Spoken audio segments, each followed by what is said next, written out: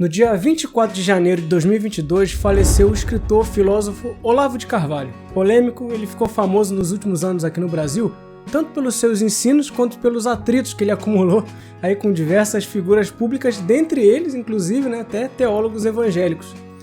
O modo de pensar dele, até de agir dele, é a própria negação do protestantismo, isso é fato.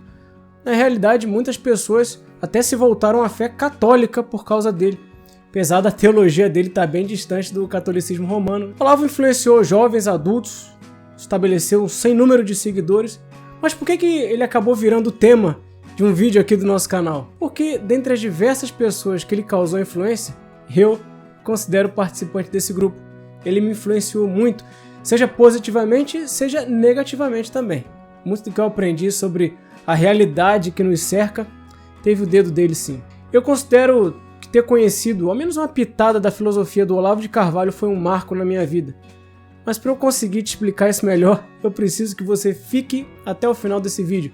Senão você vai ficar até um pouco confuso. No final também que eu vou dizer o grande legado que ele deixou. Ficar até o final também vai ser uma boa, porque aqui o temor do Senhor é o princípio do saber, mas os insensatos desprezam a sabedoria e o ensino.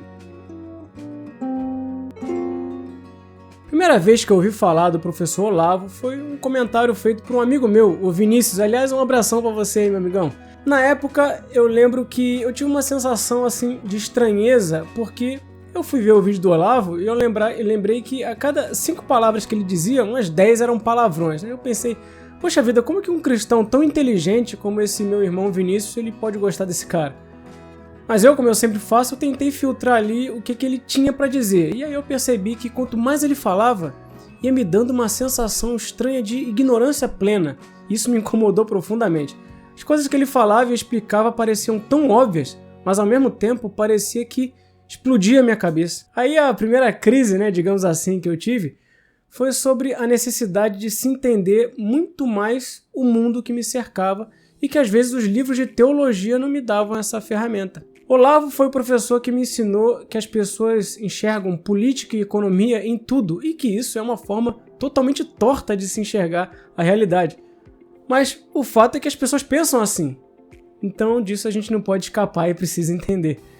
O primeiro livro que eu li dele, e eu entendi pouquíssima coisa quando eu li, foi Aristóteles em Nova Perspectiva. É um livro que apresenta uma das principais teorias que embasa tudo que ele fala, a teoria dos 4 discursos.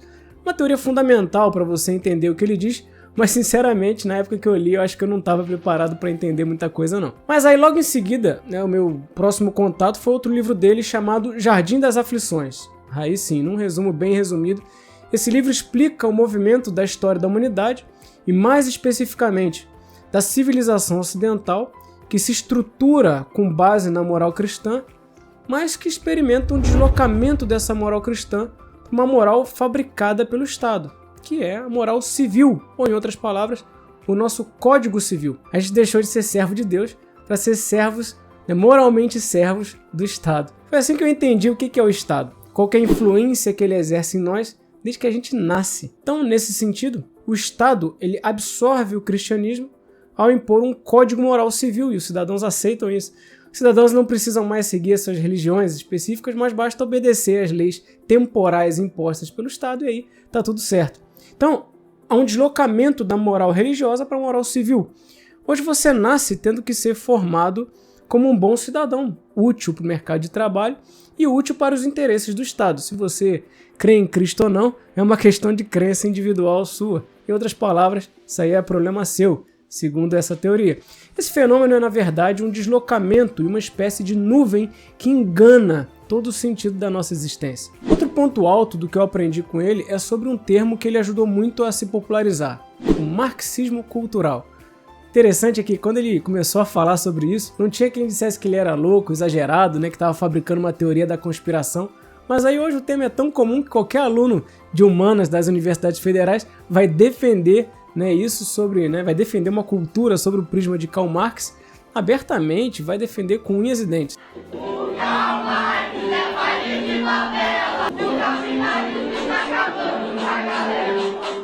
Em resumo, marxismo cultural é o nome que hoje se dá às teorias de Karl Marx aplicados não a uma limitada esfera política, mas a toda uma cultura. Hoje essas ideias elas atingem todos nós. Aí a gente, sem entender direito o que está acontecendo, a gente acaba aceitando passivamente essas ideias e até confundimos como se fossem ideias cristãs. Como vocês sabem, a ideologia marxista ele tem como fundamento a luta de classes. É a ideia de que uma grande justiça social se atinge quando os trabalhadores se voltam contra os seus patrões, os donos da propriedade privada, e eles tomam à força essas propriedades privadas por meio de uma luta revolucionária. Alguns países tentaram aplicar essa doutrina na prática, mas obviamente a coisa não deu muito certo. Até que alguns ideários levantaram a ideia de que, para que a revolução marxista possa acontecer, era necessário não pegar em armas e fazer uma guerra, para tomar à força os meios de produção dos burgueses, dos capitalistas. Não, mas em vencer uma estrutura que domina todas as demais estruturas. Que estrutura é essa? A cultura. Então, para eles, para que o proletariado tomasse consciência da necessidade da sua revolução, era necessário tomar essa estrutura, a estrutura cultural. Aí a ideia toma força, se espalha pela Europa, por intermédio de homens como Antônio Gramsci, e os revolucionários lá da Escola de Frankfurt. Escola essa que foi a mola propulsora para a ideia tomar corpo, tomar forma, e se espalhar na estrutura que eles queriam alcançar, a estrutura cultural. Então, para esses teóricos, a solução para essa revolução acontecer é a total destruição do estado de coisas atual, para aí sim uma construção de uma nova humanidade, digamos assim.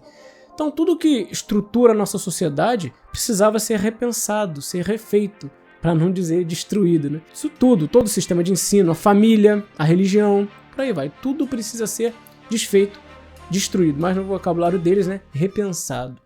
Para fazer essa revolução cultural, era imprescindível se infiltrar nos canais institucionais, nos jornais, revistas, na música, nos filmes, na mídia, de uma forma geral, particularmente na educação. É por isso que a educação não é só garantida a toda criança pelo Estado, mas também definida e controlada pelo Estado. Só que ele não tem um objetivo tão bonito quanto o que você imaginava.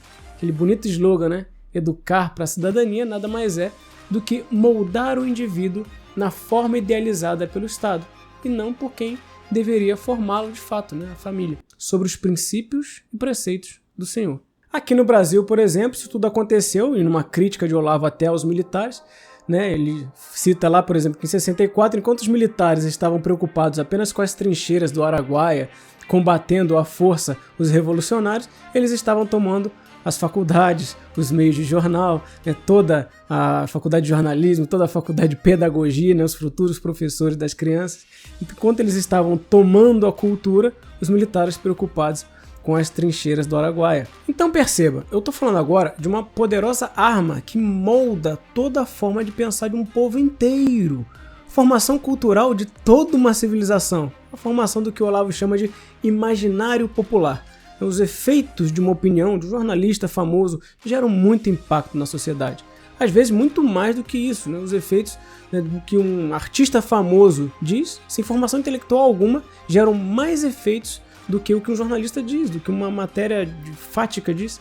Ao mesmo tempo, as músicas, os desenhos, os filmes, tudo isso cria um imaginário, e metas de desejos inconscientes que são poderosíssimos. E isso entra numa cadeia quase que incontrolável. Agora você imagina todos esses personagens ensinando dia após dia para toda a civilização ocidental os ideais oriundos desse tipo de pensamento revolucionário. Pois então, o Olavo de Carvalho ele denunciava isso como ninguém. Quando ninguém falava no assunto, ele já levantava a bola lá de que o nosso patrono da educação, o Paulo Freire, era um verdadeiro militante marxista, mas ninguém ligava para isso. Parecia que estava todo mundo anestesiado, preocupado só com a novela, com o carnaval, com o desempenho do Neymar na seleção. Enfim, Olavo foi o professor que me abriu os olhos e me fez olhar em volta e ver que as trevas estavam muito mais próximas de mim do que eu imaginava. Na verdade, ela estava impregnada em mim. Não só pelo meu pecado original, mas por tudo o que eu havia vivido, aprendido, consumido. Tudo. Por outro lado, diversos pontos do Olavo precisam servir de alerta pra gente. O primeiro deles é a teologia. Como eu disse no início, ele pregava o justo oposto do protestantismo, que aliás, para ele era coisa do diabo. A outra caneta vermelha é a teoria da linguagem dele. Foi com ele que eu aprendi que quem define o que você fala, dirige o que você pensa. Uma teoria aí sobre o politicamente correto. Foi ele, inclusive, que me convenceu a ler todos os livros de distopia que desenham isso na prática. Mas o fato é que ele levava essa teoria tão a sério, em nome da liberdade do falar, que ele acabou criando uma espécie de linguagem própria extremamente ofensiva e que, ao meu ver, e ao passar do tempo se tornava cada vez mais suja, mais chula, né? Quanto mais ele ia ficando mais velho, mais palavrões por segundo ele falava. Por isso que eu acabei preferindo me ater nas aulas antigas dele lá do COF e nos livros dele, né? Sobre as polêmicas mais comuns dele, quem acompanhou o trabalho dele achava tudo no mínimo muito engraçado, né? Quando no passado ele dizia que o socialismo não estava morto com a queda do Muro de Berlim, as pessoas riam dele. Se ele dizia que não entendia nada sobre terraplanismo, o povo dizia que ele era terraplanista. Se ele dizia que o Covid não era uma doença natural, mas um projeto de engenharia social de envolvimento chinês, o povo dizia que ele era louco. Se ele pregava liberdade sobre qualquer aspecto imposto pelo Estado, como a vacinação, por exemplo, pronto, negacionista. Enfim, mas eu acho que dentre todos esses fatos, o grande legado do Olavo de Carvalho, o que ele deixa, o que você pode aprender com ele, é o amor pela vida intelectual. Essa é uma nova postura que passou a ser seguida por milhares de pessoas que se sentiram absolutamente constrangidas com a própria apatia e incultura em que viviam.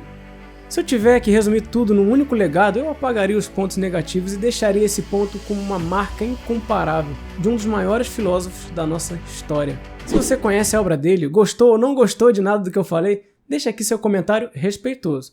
Conta a sua experiência, suas impressões, aqui o diálogo é sempre bem-vindo, porque o nosso alvo é a glória de Deus, porque aqui você já sabe, temor do Senhor é o princípio do saber, mas os insensatos desprezam a sabedoria e o ensino.